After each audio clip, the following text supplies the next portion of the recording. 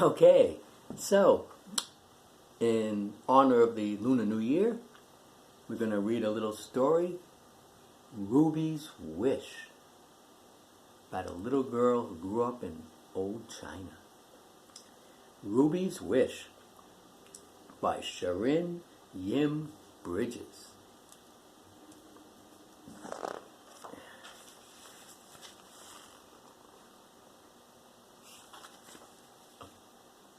A brush and ink, because calligraphy plays a big part of this story.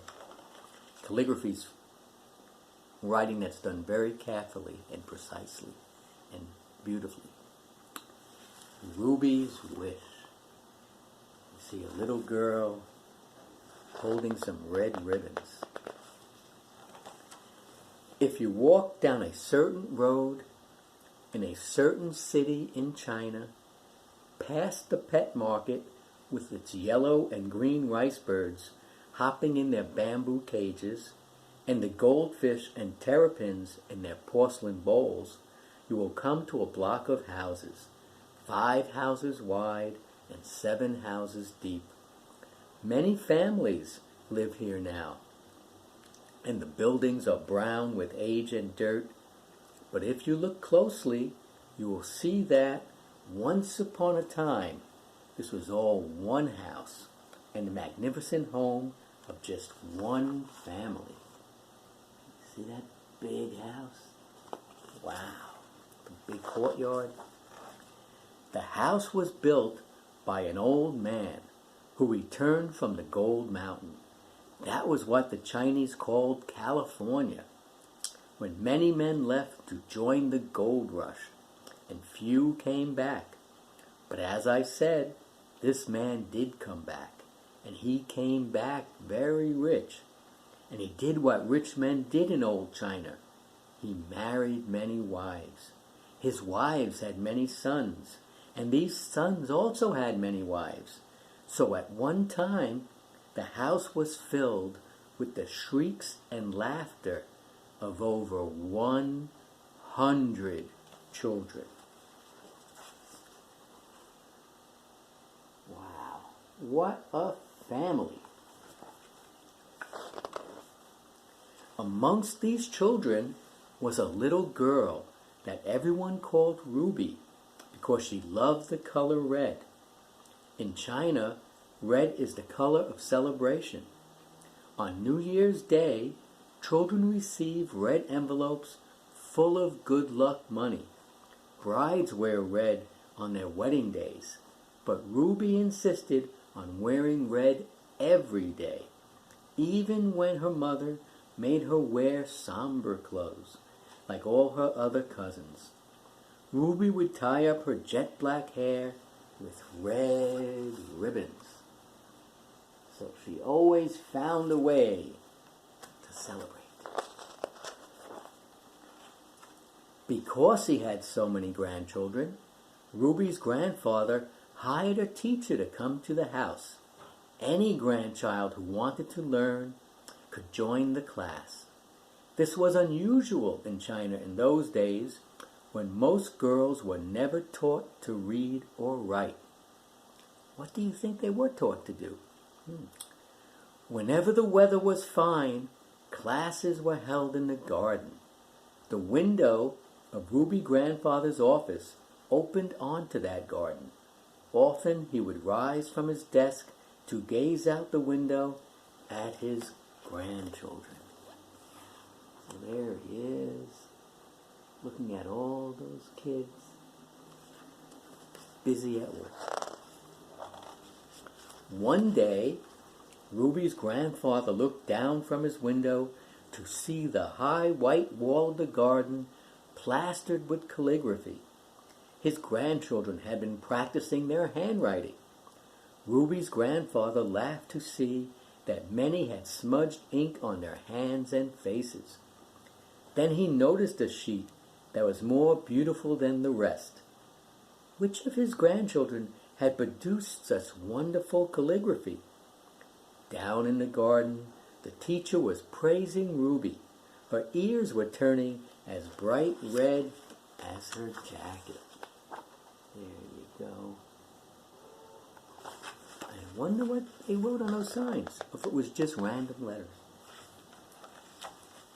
But if Ruby was doing as well as her boy cousins in her studies, she had to work much harder. When the boys had finished their studies for the day, they were free to play. But the girls had to learn about cooking and keeping house. In fact, as far as their mothers were concerned, these were the only things the girl had to learn. One by one, the girls stopped going to classes, all except Ruby. She would catch up on the embroidery at night. Many nights, her candle flickered long after everyone else had gone to bed. And this shows her sitting up, doing embroidery. Now, embroidery is making pictures and patterns using needle and thread. One day, the children were asked to write a poem. Ruby wrote, "Alas, bad luck to be born a girl, worse luck to be born into this house where only the boys are cared for." Ruby's teacher was impressed by the poem. He showed it to Ruby's grandfather. Ruby's grandfather was also impressed, but he was also worried about what the poem said. He summoned Ruby to his office. Now, here's a picture of Ruby writing her poem. Now you see she's a bit older than she was in those first pictures. She's growing up. She goes into his office. He's sitting behind that big desk. Ruby found her grandfather sitting in his chair, a poem spread open on his desk. "Did you write this poem?" asked Ruby's grandfather. "Yes, I did, grandfather," answered Ruby. "Do you really think that in this house we only care for boys?" "Oh, no, grandfather," said Ruby, very sorry that she had upset him. "You take good care of all of us, and for that we are very grateful." "Little Ruby," her grandfather said gently, "I really would like to know why you wrote this poem. How are the boys better looked after?" "Well," said Ruby, trying to think of a small, unimportant thing, "when it's the moon festival and we are each given half a moon cake, the boys always get the half with the yellow moon icing." That doesn't seem fair. Said her grandfather, as he was still waiting. "Is that so?"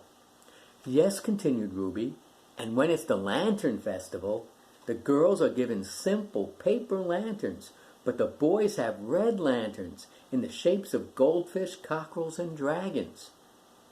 Ruby's grandfather chuckled. He'd never thought about it before. He could imagine how much Ruby would have liked a red lantern. And here's the parade of children with their lanterns, lighting up the night sky.